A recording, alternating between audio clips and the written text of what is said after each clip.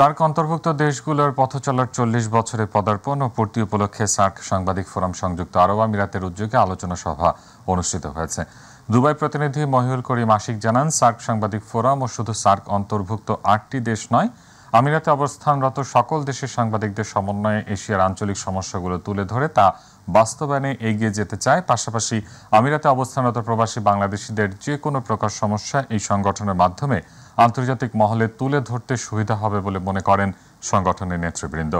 আমিরাতে বাণিজ্যিক নগরী দুবাইয়ের একটি হোটেলে সার্ক সাংবাদিক ফোরাম আরব আমিরাতের সভাপতি এম শামসুর রহমান সোহেল আরবির সভাপতিত্বে সাধারণ সম্পাদক মুন্না খানের সঞ্চালনায় বক্তব্য রাখেন সাংবাদিক মোহাম্মদ শিবলি আল সাদিক, সাংবাদিক সিরাজুল হক, সাংবাদিক মাহবুব হাসান হৃদয়, সাংবাদিক সাইফুল ইসলাম তালুকদার, সাংবাদিক সঞ্জিত কুমার শীল।